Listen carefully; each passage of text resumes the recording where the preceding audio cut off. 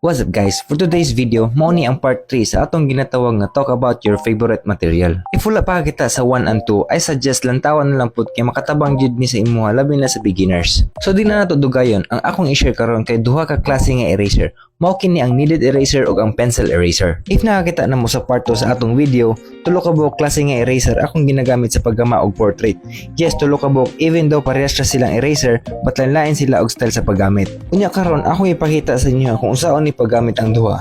Ang kaning kneaded eraser, mura ni siya clay. Pwede ninyo mahulma kung unsa nga shape inyong gusto himuon. While kaning pencil eraser, mostly akong ginagamitan ani sa mga buhok, ang iyang mga strand and especially ang highlights or reflection. So karon ako na ipakita ninyo saon siya paggamit. Na ako'y papel diri nga naanay shading silbing skin tone or buhok abi. Unahon na nato ang kneaded eraser. Kung nakabantay mo aning dark spots, bali sipyat abi ni siya pag shading ninyo. Para matarong na ang nindot gamiton ana kay ang kneaded eraser. Maghulmar ra mo gamay nga tumoy sa kneaded eraser or pwede ra pod sakto lang sa dark spot. Basta make sure dili lang siya mas dako aron dili mapil ang iban og ka-erase pareha sa akong ginahimo. Nya ang pag-apply nako ani kay tap lang. Hangtod ma-even ang shade or ma-achieve nimo ang imo gusto himuon. Ako lang i-fast forward gamay kay medyo dugay ang process.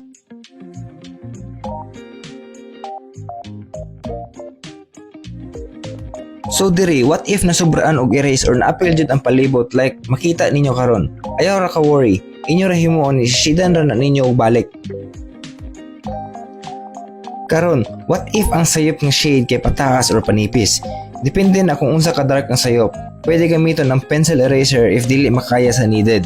If makaya lang, same process ra Japon. But ang pag-apply kay depende na. Kung makita ninyo sa video, usa ka direction ra akong ginahimo. Pwede man pataas, pwede pod paubos. Diskarte na lang na ninyo.